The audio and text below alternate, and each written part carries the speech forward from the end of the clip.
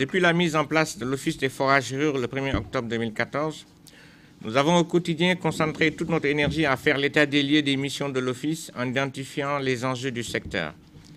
Ce processus a permis de mesurer les nombreux défis qui nous interpellent.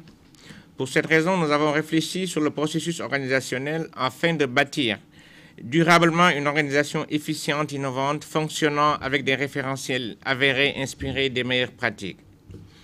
Pour ce faire, l'organisation de l'OFOR ambitionne de s'articuler autour de ressources humaines à la fois compétentes, engagées, motivées, d'un environnement de travail convivial et serein adapté au contexte du secteur en perpétuelle mutation. La mission de service public que nous exerçons à équidistance de toutes les parties prenantes des secteurs régulés requiert à tout instant un ancrage de nos actions dans nos valeurs de transparence, d'intégrité, pour une équité et une impartialité de nos décisions. Relever ces défis stimulants en relation avec l'ensemble des parties prenantes permettra de participer durablement à l'amélioration de l'accès à l'eau des populations du monde rural et à la construction d'un Sénégal émergent, prospère pour le bien-être des citoyens. Notre ambition est de bâtir une organisation efficiente, professionnelle, de référence internationale tournée vers l'innovation. Dans notre processus de mise en place, le niveau central est quasiment finalisé. Cependant, il reste à mettre en place le niveau régional, le niveau décentralisé, qui se fera en fonction de la mise en place des DSP. Nous aurons toujours besoin des brigades, nous aurons toujours besoin des chefs de brigade, nous aurons toujours besoin des subdivisions de maintenance qui vont cependant jouer un rôle différent. Ils vont cependant jouer un rôle de contrôleur. Ils vont cependant jouer un rôle d'accompagnement des opérateurs qui seront dans le secteur privé. L'objectif de ce séminaire est double.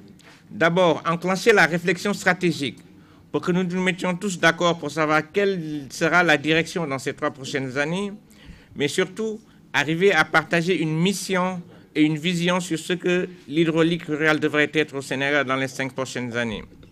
Je vais terminer par ces mots en vous souhaitant la bienvenue et à un séminaire très fructueux. Je vous remercie.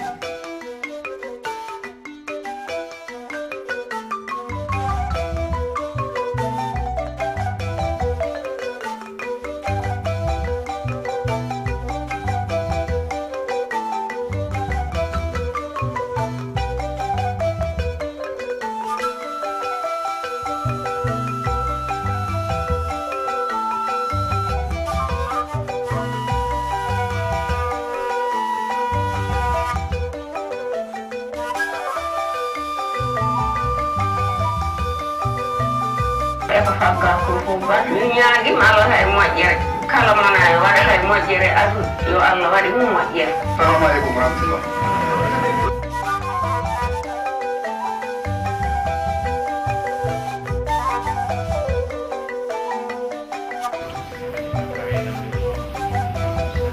Des grands centres où déjà on a réalisé des de l'eau claire, mais de l'eau salée. Il y a beaucoup de zones dans un peu l'accent sur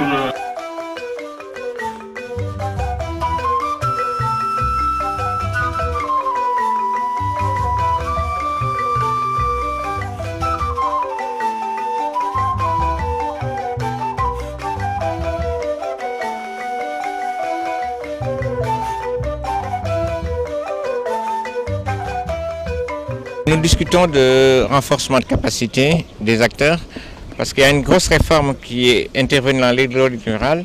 Mais vous savez tous comme moi, ce qu'il faut quand vous mettez en place une réforme, c'est d'abord une réforme, mais pour arriver à exécuter vos missions, à exécuter vos actions, il faut que vous ayez les bonnes personnes. Donc ce que nous sommes en train de faire ici, c'est partager une vision, avoir une même mission et savoir un peu qu'est-ce que nous allons faire pour atteindre des objectifs qui nous sont assignés par le gouvernement du Sénégal, c'est-à-dire arriver à donner de l'eau potable à toutes les populations. Nous sommes donc dans une approche de réflexion stratégique. Je ne parle pas de manquements, je parlerai plutôt de défis qui sont énormes, mais nous en sommes tous conscients et je pense que nous allons arriver à les relever sans aucun doute. Et encore une fois, essentiellement, c'est pour ça que nous sommes là. Les problèmes ne sont pas conjoncturels, les problèmes sont structurels et nous sommes là justement pour voir quelles sont les pistes de solutions pour régler définitivement le problème d'accès à l'eau des populations dans ces 2 années à venir. Les problèmes les plus récurrents, c'est les problèmes de cherté du prix de l'eau d'abord, il y a des problèmes d'accès à l'eau. Les populations n'ont pas forcément toujours accès à l'eau. Et il y a des problèmes de qualité dans certaines zones. Je pense qu'il faut qu'on arrive à changer de paradigme.